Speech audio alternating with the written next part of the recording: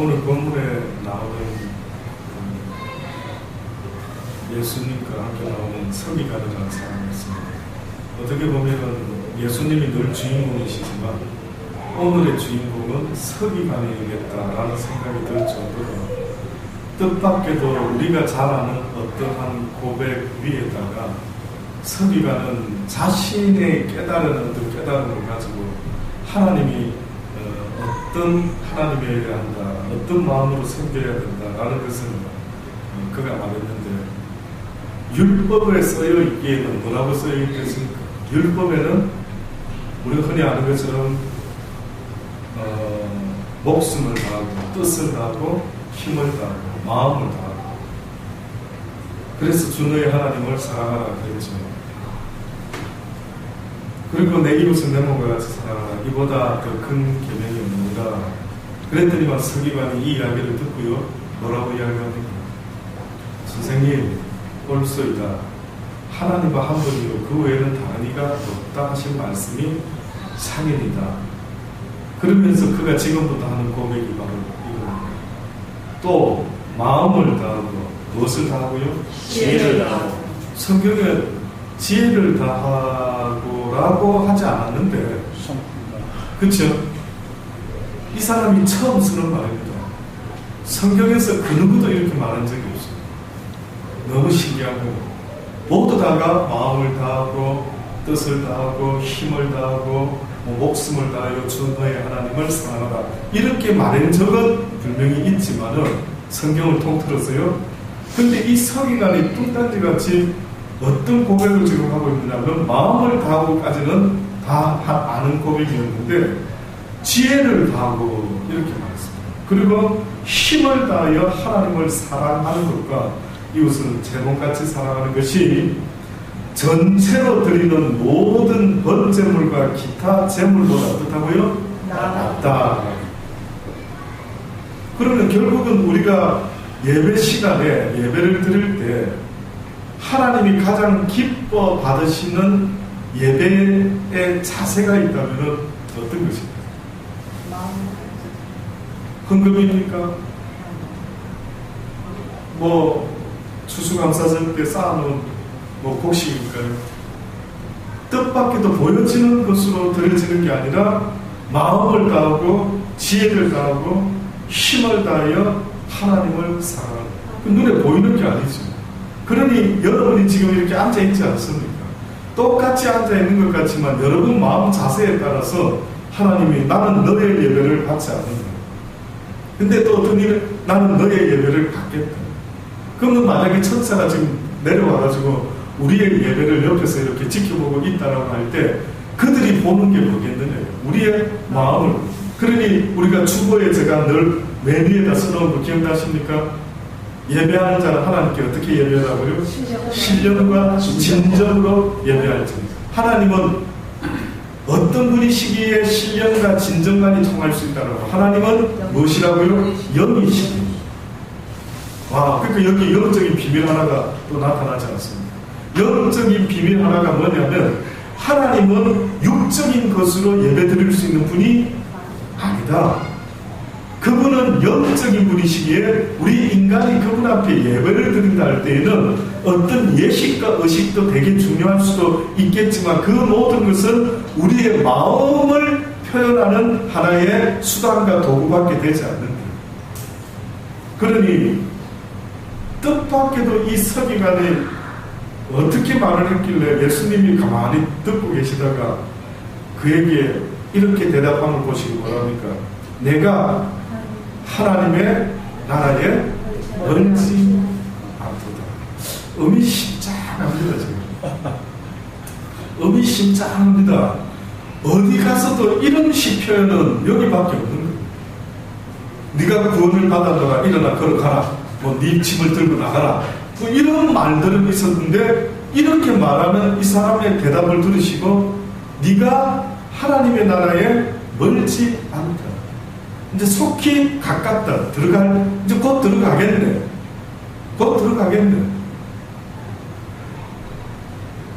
도대체 왜 이 사람은 지혜라고 말했을까? 궁금하더라고요. 왜 이 사람은 마음을 다하고 지혜를 다하여 힘을 다하여 하나님을 사랑한다. 결국은 우리가 하나님을 사랑한다 할 때 무엇이 빠져버리면 안고 없는 찐빵이 되는 겁니다. 하나님을 사랑한다 할 때 잘 예를 들어 보십시오. 두 사람이 만나서 연애를 시작합니다. 남자와 여자가 만나서 연애를 시작합니다. 연애하는 순간부터요, 이제 사람들이 이 두 사람이 어떤 탐색전이 있는데 그게 뭐냐면은 이 사람이 어떤 사람인가, 이 사람이 어떤 사람인가 탐색했죠?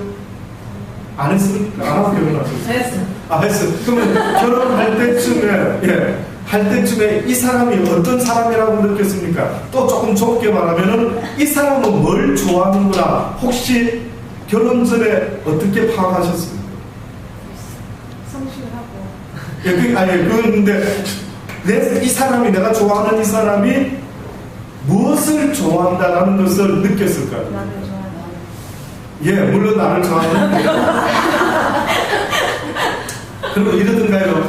당신만 내 옆에 있으면 됐어. 아무것도 필요 없어. 나한테 맛있는 것도 필요 없고, 나한테 생일 때 선물도 할 필요 없고, 뭐 이렇게 말할 수도 있겠지요. 근데 이 내가 좋아하는 이 사람이 뭘 좋아하는지를 너무 그렇게 남아있으면 되지 이렇게 말씀하지 마시고, 이 사람이 그래도 뭘 좋아한다는 걸 알았을 거 아닙니까? 하다못해 무슨 음식을 좋아하는구나, 무슨 색깔을 좋아하는구나, 어떤 취향이 있구나, 취미, 이거 모르고 결혼했어요. 이 사람은 나만 좋아하는구나, 나만 있으면 되겠구나, 그러면 나만 꼭 붙어서 내가 있어주면 더 이상 바라. 그랬습니까? 그냥 다니면서 취미가 비슷하고. 그러니까 이 사람은, 그래서 우리가 데이트할 때 상대방이 싫어하는 걸 합니까? 그 왜 안 하는데, 그거는? 그 사람이 싫어하니까 그런 거 아닙니까? 어려운 게 아니죠. 그 사람이 내가 이렇게 하니까 참 싫어하는구나. 그럼 내가 앞으로 고쳐야지. 이렇게 하는 걸 내가 신경 써야 되겠다. 그렇게 안 했을 거 아닙니까? 네. 안 했습니까? 안 했습니다.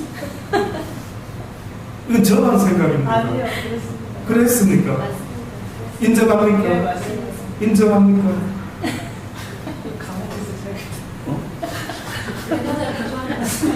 아니, 혹시 예외도 있나 싶어서 제가 여러분이 많이 듣고만 있길래 가만히 있어요.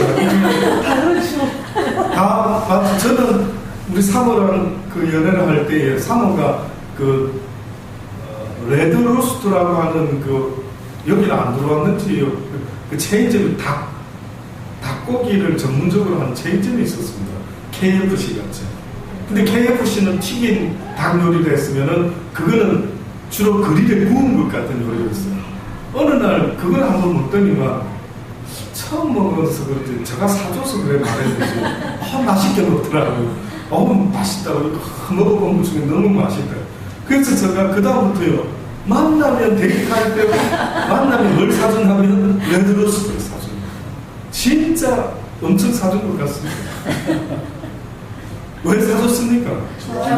그 사람이 그걸 좋아한다고 말했기 때문에 그렇습니다.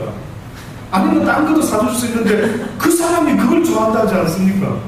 근데 여기 이 지금 서기관이 뭐라고 고백했느냐면은 마음도 다하지만 지혜를 다해서 하나님을 사랑한다는 거예요. 그러면 이 뜻은 뭡니까? 마구잡이로 무식하게 하나님을 사랑한단 말일까요? 그렇지 않으면 하나님이 어떤 분인가를 알고 사랑한다는 겁니다. 그 하나님이 뭘 좋아하시고 그 하나님이 뭘 싫어하시는 하나님인지를 안다는 겁니다. 그래서 지혜를 다해서 사랑한다는 것은 내 하나님이 기뻐하는 그것을 가지고 그분 앞에 나아간다, 이 뜻 아닙니까? 그러니 결국은 이 사람이 하나님의 나라에 멀지 않다라고 비유로 설명을 했겠지만, 대답하셨지만 그 뜻은 뭡니까? 네가 이제 하나님의 나라에 속히 들어가겠구나. 왜 네 대답하는 게 딱 그냥 내가 가르쳐줬던 그대로다. 그러면서 하는 말이, 우리 하나님 아버지는요 이렇게 전체로 드리는 모든 번제물과 기타 제물들보다 오히려 이런 마음가짐으로 우리 아버지를 섬기는 이 산제사의 삶이 우리 아버지를 더 기쁘게 하는 것 아닙니까 예수님? 라고 했더니만, 브라보, 네가 하나님을 제대로 알았다. 네가 하나님을 제대로 알고 제대로 사랑하고 있구나. 그래서 우리 하나님은 무식한 하나님이 아니다. 그냥 냈다 교회만 오면 하나님이 기뻐하는 게 아니다. 냈다 번제물만 갖다 바치면 하나님이 기뻐하는 게 아니다라고 말하는 거예요. 그래서 수많은 번제물보다 주님이 원하는 게 뭐라고요? 오직 순종하는 것입니다. 모든 수양의 기름보다도 오히려 낫다. 말씀에 순종하면서 결국 말씀을 순종하기 위해서는 바로 이 사람과 같이 여호와의 말씀을 알아야 되는데, 이것이 바로 여호와를 경외하는 자가 얻게 되는 지혜다라고 해서 말씀하고 있습니다. 우리가 아침에는 아비가일이라는 지혜로운 여인을 보았죠. 잘 기억하셔야 될 겁니다. 성경에서 지혜를 뭐라고, 어떤 사람을 지혜로운 사람이라고 말했는가를 잘 한번 비교를 해보셔야 됩니다. 또 다른 지혜로운 여인이 있습니다. 저는 기분 나쁜 거는 왜 남자분들보다 주로 여인들이 듣죠. 그 소리를 노골적으로 성경에 언급된 사람 중에 남자들 중에는 별로 이 지혜라는 단어를 노골적으로 붙이지 않았고요. 이상하게도 여인들에게 붙였어요. 근데 그 또 다른 여인은 누구였느냐 하면은 성경에는 이름도 성과합니다. 사무엘 하 20장에 보면 어떤 사건이 하나 나오는데, 어떤 사건이 나오냐면 다윗이 드디어 압살롬의 그 반란을 이제 마무리하고 드디어 다윗성으로 다시 돌아가게 되는 그런 날입니다. 그런데 다윗성으로 이제 돌아가는 그 분위기 속에서 군데군데 우리는 다윗을 따르지 않을 거야, 이제 압살롬도 죽었으니 그냥 나를 따라가, 뭐 이런 어떤 자들이 있었던 거예요. 그 중에 보니까 비그리의 아들 세바라고 하는 자가 있었거든요. 근데 성경에 소개하기는 마침 거기 난류 하나가 있었으니 베냐민 사람 비그리의 아들 세바라는 자가 아주 불황 자, 막 업계들 힘쓰는 자들 중에 그 좋은 무리가 아니었던 모양입니다. 근데 제가 나팔을 불면서 뭐라고 말하느냐 하면, 우리는 다윗과 함께 할 분위가 없습니다. 이새의 아들과 함께 할 법이 없더라. 이스라엘아 각각 장막으로 돌아가라 하면, 이에 온 이스라엘 사람들이 다윗 쫓기를 그치고 올라가 비그리의 아들 세바를 쫓으나 유다 사람들은 왕에게 합하여 요단에서 예루살렘까지 쫓습니다. 드디어 이제 이런 일을 보고는 다윗의 충신 요압이라는 자가 나타나게 됩니다. 한 14절로 건너뛰어 보면, 요압이 이스라엘의 모든 지파 가운데 두루 행하여 아벨과 벤마가와 벨이 모든 땅에 이르니 그 무리들도 다 모여 저를 따르더라. 이에 저희가 벤마가 아벨로 가서 세바를 세우고, 이게 무슨 이야기냐면, 아마 이렇게 사람들을 모으고 규합하는 가운데 이 반란을 일으켰던 이 세바라는 자를 요압이 치러 가는데 보니까 어느 성에 숨어 있었거든요. 그렇죠? 그 어느 성에 숨어 있어가지고 결국 그 성을 이제 치려고 여기 보니까 가서 세바를 애우고 그 성을 향하여 해자 언덕 위에 토성을 쌓고 요압과 함께한 모든 백성이 성을 쳐서 헐고 자더니, 그러니까 이게 무슨 말이냐면은 세바가 있는 성은 맞은편에다가 또 다른 언덕을 만들어 가지고 성을 공격하려고 준비를 했던 모양입니다. 에워싸고 나서는요.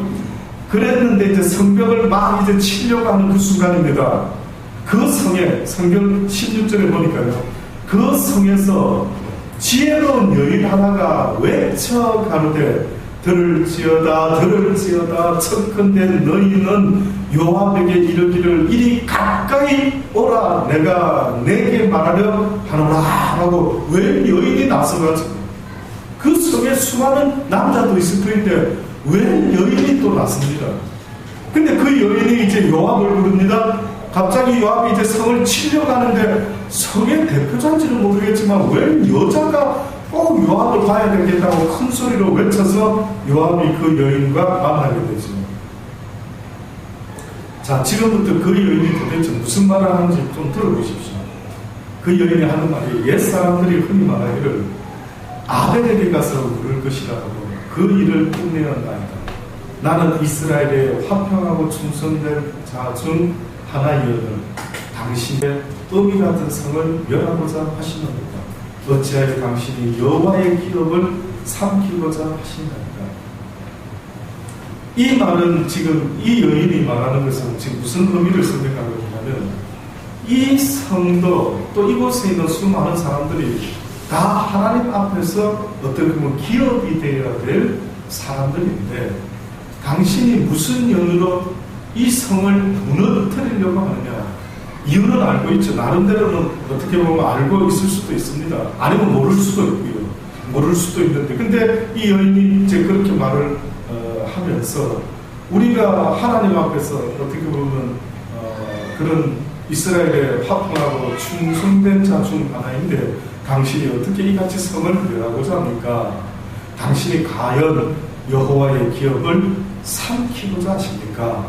이때 요압이 대답은 그렇지 않다. 지금 그 뜻이 아니다. 나는 지금 이 성을 무너뜨리려고 하는 뜻은 그런 대단한 뜻이 있는 게 아니고 그냥 간단하게 한 가지 이유가 있다. 그것은 바로 에브라임 산지 사람 비그리의 아들 세바라는 자가 손을 들어 왕 다윗을 대적하였나니 너희가 저만 내어주면은 내가 이 성에서 어떻게 한다고요? 떠나가리라. 여인이 요압에게 이르되 저의 머리를 성벽에서 당신에게 내어 던지리이다 하고 이에 여인이 그 지혜로 모든 백성에게 또 말하며 저희가 그러면 비그리의 아들 세바의 머리만을 베어서 요압에게 던지면 되겠구나 하고 결국 그 머리를 베어서 요압에게 던진지라. 이에 요압이 나팔을 불며 무리가 흩어져 성읍에서 물러가서 각기 장막으로 돌아가고 요압은 예루살렘으로 돌아와서 왕에게 나아가니라. 이 여인을 성경은 뭐라고 말합니까? 지혜로운 여인. 참 놀랍죠. 이름도 안 나오고 도대체 이 여인이 어떤 지혜를 가졌길래 요압의 그 어떤 방법을 바꾸어버리고 성 사람들을 지혜롭게 설득을 해가지고 우리가 이 세바 하나만 주면 되는데 자칫하다가 우리 모두가 죽음을 당할 수가 있어요. 그러니까 어떻게 보면 요압은 그 세바 하나 잡자고 초가상간을 다 지금 불태울 판이었어요. 둘러싸가지고 완전히 토성을 쌓아서 완전 끝장을 보려고 작전을 한 사람 죽이려고 한 게 아니라 물론 한 사람 목적이 있었지만 그 한 사람으로 말미암아 성 전체가 어떤 일이 벌어져도 개의치 않은 겁니다. 어쨌든 그럼 죽이려고 작전. 그러면 그 여인 입장에서 이 인간 하나 때문에 어떻게 되는가? 다 죽을 거예요. 성경에서 지혜로운 여인이라고 했을 때 그 여인들이 오늘 우리가 그 아비가일을 보았던 것처럼 솔로몬을 보았던 것처럼 하나같이 어떻게 보면 하나님의 마음에 드는데 그 하나님의 마음에 드는 그들의 모습 속에는 특히 어떻게 보면은 화를, 다툼을, 심판을, 멸망을 다 막는 것입니다. 오늘 우리 시대에 우리가 여호와의 지혜를 가지고 살아가는 기독교인이다라고 한다면은 어떤 면에서는 왜 오늘 낮에도 보았던 그 말씀처럼 우리를 이리 속에 보내는데 무엇과 무엇을 기억하라. 뱀과 같은 지혜와 비둘기 같은 순결을 기억해라. 결국 그 지혜라고 하는 것은 우리가 지혜로 말미암아 하나님께 화를 내지 못할 저 인간을 뭐 해라는 뜻이겠습니까? 구원시키라는 거다. 구원시키라는 거다. 저 아무것도 모르고 하나님의 심판대에 서게 될 저들에게 너희의 지혜를 가지고 너희가 중보자가 되어 어떻게 보면 전도자가 되어 그들로 하여금 회개케 함으로 하나님의 나라에 갈 수 있는 그러한 자들로 만들어내야 돼요. 결국 복음을 전하는 전도자에게 있어서 가장 중요한 무기가 있다면 그것은 바로 여호와를 아는 지식이라는 사실을 잊지 마십시오. 이게 능력. 그래서 성경에도 전신갑주를 말할 때 꼭 공격하는 무기는 뭐라고 말할까요? 말씀의 검, 곧 성령의 검을 가져요. 변호사가 법적인 걸 잘 알죠. 결국 사기꾼들도 무엇을 아는 자들이 사기를 칩니까? 법을 알고 뭔가를 아니까 무식한 사람이 당하게 됩니다. 결국은 성경도 우리에게 똑같이 말합니다. 너희가 여호와를 아는 지식이 무식하지 말고 어떻게 하라고요? 유식해라. 저는 이곳에 있는 여러분만이라도 유식했으면 좋겠어요. 여러분만이라도 한 명만 하나님을 아는 자가 있어도 하나님은 멸망을 시키지 않겠다라고 약속을. 예루살렘 성이든 소돔과 고모라 성이든 너희가 다니면서 의인 하나만 찾아내봐라. 그럼 뭐라 했습니까? 이 성을 내가 멸하자. 그러면 왜 의인 하나만 있어도 멸하지 않겠다라고 하는 그 아버지의 의중이 뭘까요? 이 중에 나를 아는 자, 그리고 나의 말에 순종할 줄 아는 자 하나만 있어도 내가 이 예루살렘도 이 소돔과 고모라도 어떻게 보면 멸망시키지 않겠다. 우리가 아는 것처럼 아브라함이 소돔과 고모라 성을 멸망시키지 마세요 하나님 하고 부탁할 때에 그가 의인 몇 명 하다가 어디까지 내려왔습니까? 의인 몇 명까지? 의인 몇 명입니까? 5명입니까? 만약에 아브라함이 의인 1명이라고 말했습니다면 여러분 생각에 하나님이 들어줬을까요? 들어주지 않았을까요? 야, 1명 너무 작다. 야. 그러면 있겠지, 1명 정도는. 한 열은 돼야지. 야. 무슨 티를 그렇게 해야 하나까지 낮춰야 돼. 뭐 그렇게 말할 수도 있겠지. 여러분 생각 어떨까요? 야, 만약에 아브라함이 의인 1명까지라도 있다면 이 성을 사해 주시겠습니까? 라고 했을 때 여러분이 아는 하나님은 어떻게 해주세요? 진짜입니까? 어째서 그렇게 생각했어요? 의인 한 명을 구하기 위해서. 예, 그러니까 하나님은 온 천하보다도 무엇을 더 귀히 여긴댔습니까? 한 영혼과 온 천하를 바꾼다 못 바꾼다? 못 바꾼다. 한 영혼. 근데 그 한 영혼이 죄송한데 성경에는 어떤 영혼이라고 말했는 줄 아십니까? 성경적으로 말하자면 한 영혼이 어떤 영혼이 온천하고도 안 바꾼다. 기억나십니까?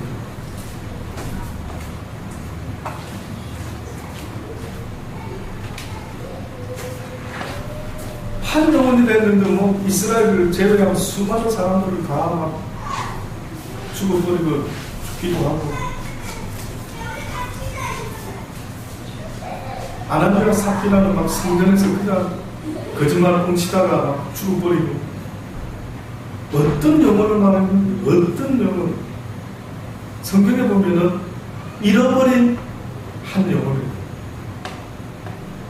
잃어버린 그러면 잃어버렸다는 것은 원래 누구 것인데 원래 하나님의 것인데 하나님 편에서 잃어버린 한 영혼을 돌아오게만 할 수만 있다면 온 천하고도 어떡하고요? 안 바꾼다 이 말이에요. 그럼 또다시 말하면 성경에서 의인 하나만 있으면 이 성에 있는 수많은 돌아와야 될 영혼들을 멸망시키지 않고 기회를 다시 한번 주겠다 할 때 여기서 말하는 의인은 조금 다릅니다. 의인이라고 말하는 사람은 성경에서 우리가 잘 아는 아브라함이 믿음의 조상인데 아브라함의 무엇을 의로 여겼다고 성경이 말했죠? 아브라함의 믿음인데 아브라함의 그 믿음이 외적으로 어떻게 나타났습니까? 순종하는 자. 잘 한번 기억해 보십시오. 결국은 하나님의 말씀에 명령에 순종하면서 가서 전하라면 예 알겠습니다 라고 하는 순종하는 믿음을 가진 의인 하나만 있으면 하나님의 역사는 여기서부터 다시 시작하겠다. 와 그러니까 어떻게 보면은 예수님 때에 순종했던 사람이 있다면은 누구였겠습니까? 몇 명이나 하나님의 뜻에 순종했습니까? 예수님 한 분밖에 없습니다. 베드로도 어떻게 했습니까? 하나님의 말씀에 순종하려고 하는 예수님 앞에서 베드로가 어떻게 했습니까? 안 됩니다. 돌아가시면 안 됩니다. 그랬을 때에 예수님이 사단아 뒤로 물러. 너는 나를 넘지게. 또다시 말하면 너는 지금 하나님의 뜻을 이루고자 하는 나를 못 이루게 막고 있는 역할을 하고 있으니 네가 곧 사단이다. 예수님을 성경은 의인이라고 했어요. 의인이라고. 이 의인이신 예수님이 무엇 때문에 의인이라 칭하기에 조금도 부족함이 없었느냐 하면은 아담과 예수님을 성경이 비유하면서 말하기를 아담은 어떻게 보면 불순종으로 말미암아 온 세상에 죄를 퍼뜨리게 되었고 예수 그리스도를 성경은 말하기를 그는 무엇함으로 순종함으로 하나님의 선한 뜻을 이룬 자가 되었다. 결국 하나님의 역사는 한 사람만 있어도 이루어지는데 그 한 사람이 어떤 조건을 갖추고 있어야 되느냐면 하나님의 말씀에 순종할 수 있는 믿음을 가진 한 사람만 그 시대에 있다면 그 한 사람을 통해서 잃어버린 한 영혼뿐만 아니라 수많은 영혼을 하나님께 돌아올 수 있게 하는 놀라운 역사가 일어난다고 성경은. 그러니 성경은 그 시대마다 여러 사람이 있을 수 있겠지만 뜻밖에도 성경에 등장하는 그 시대의 선지자들을 보면 한 사람씩 나타나는 걸 봅니다. 엘리야 시대의 엘리야, 엘리사 시대의 엘리사가, 사무엘 시대의 사무엘이, 그 순종할 줄 아는 자 한 사람만 있으면 하나님은 이 지구를 멸망치 않게 됩니다. 소돔과 고모라를 멸망시킬 수밖에 없었던 것은 그것을 하나님의 말씀을 온전히 듣고 순종할 수 있는 사람이 뜻밖에도 하나도 없었다. 그러면 롯이 있지 않습니까, 목사님? 롯은 있었는데요. 근데 여러분 생각할 때 롯이 순종한 사람이라고 보십니다. 뭘로 순종한 사람이라고 보시는지. 그는 어떻게 보면 하나님께 그나마 은혜를 받고 육신의 삶을 조금 더 시간을 연장받은 것 같아요. 그가 하는 모든 것들이 하나님의 사람이라고 말하기가 너무 어렵습니다. 첫째는 그가 강건해서 그의 집에 천사를 모신 것까지는 그래도 좀 아브라함하고 비슷했죠. 근데 그 다음부터 나오는 모든 것들이 하나님이 기뻐하지 않는 모습이 나타나요. 자기 딸을 내주겠다라고 했었고, 천사가 빨리 저 성으로 도망가라 했을 때 뭘 했습니까? 잠깐만요, 내 사이가 있는데요. 그들은 틀림없이 내 말을 들을 겁니다. 주저하면서 결국은 없으니까 아내와 두 딸을 데리고 나갔죠. 나가면서 뭐라고 또 말합니까? 아우, 저기까지 가니까 너무 멀어 보이는데 또 가까운 소아리라는 곳에 내가 갔으면 싶은다. 또 이럽니다.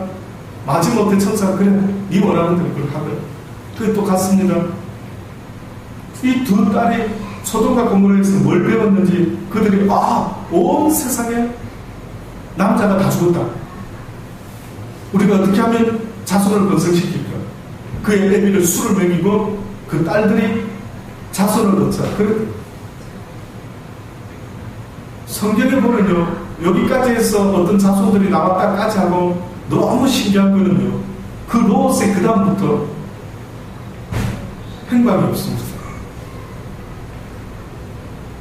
뭐 어떻게 죽었는지 잠잤는지 그 열조와 함께 잠자더라. 뭐가 있어, 끝이 있어야 되는데 성경에는, 성경의 인물들은 끝이 다 있는 거 아시죠? 성경에 시작했다가 끝이 어떻게 됐는지 없는 인간들은 어디 있습니까? 한번 더듬어 보십시오. 아브람 끝에 몇 살 살다가 열조와 함께 갔다 했잖아요. 그러니까 성경 읽어보시면 꼭 잊지 마세요.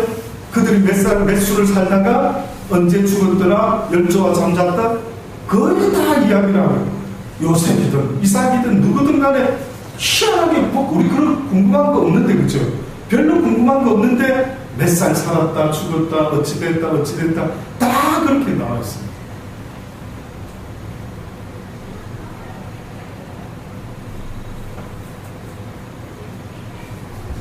신약에 와서는 주의 제자들이요, 그 역사가들이 성경에 다 기록하면은 다 기록할 수가 없을 정도로 많이 있었습니다만, 성경에는 포함시키지 않았지만 모든 주의 제자들이 다 순교한 것이 역사 기록에 다 나와 있습니다.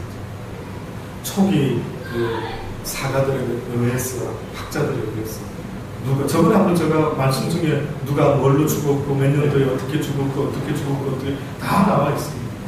근데 성경에서, 특히 구약에서 이렇게 언급했던 인물 중에 끝이 없는 사람은 쉽지 않는데, 이 로스 그렇게 끝이 나는 것 같은 것입니다. 그 한 믿음의 사람, 순종의 사람이 온 세상에 하나님의 소망의 불씨가 된다는 사실을 여러분 잊지 마시고, 앞으로 그리스도인으로서 이 세상 살아나갈 때 주님이 하신 말씀, 내가 너희를 이리 가운데 보내는 양과 같다. 그러나 걱정하지 말아라. 너희가 지혜가 있고 너희가 순결함으로 충성됨으로 주어져 있는 그 일들을 감당할 수만 있다면 내가 세상을 이긴 것처럼 너희도 세상을 능히 이길 수 있을 줄 믿으니 너희가 날마다 나의 말을 붙잡고 나의 말을 쫓아서 승리하는 나의 자녀들이 다 되기를 원한다고 말씀하시는 저는 믿습니다. 아무쪼록 여러분, 다른 데서는 무식해도 좋을 것 같습니다. 세상 일에는 조금 무식해도 괜찮을 것 같습니다. 그러나 하나님을 아는 일에 있어서는 어제보다는 오늘보다 내일이 더 무식한 사람보다, 성경을 못 배운 사람보다, 하나님의 이야기를 듣지 못했던 사람보다는 저는 여러분이 다르기를 바랍니다. 여러분 때문에 하나님께서 이 땅에 소망을 두실 수 있게 되기를 간절히 주의 이름으로 축원합니다. 기도하시겠습니다. 하나님 감사합니다. 이제는 간절히 지혜를 구하기 원합니다. 우리에게 지혜를 더하여 주옵소서. 우리에게 충성과 순결을 더하여 주옵소서. 맡은 자에게 구할 것은 오직 충성이라고 말씀하셨습니다.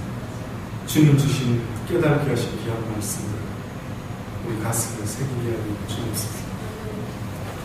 비록 세상은 이리와 같은 그러한 환경과 여건이라 할지라도 그 속에서 두려워하고 놀라지 않기를 원합니다. 두려워하지 말라, 놀라지 말라. 내가 세상 끝날까지 너희와 함께 있을 것이요 담대하여 내가 너희의 하나님이 될 것이라 또 말씀하시니 그 주의 말씀을 가슴 깊이 새길 수 있는 우리 모두가 되게 하여 주옵소서. 주신 말씀을 가슴에 붙잡고 이 시간에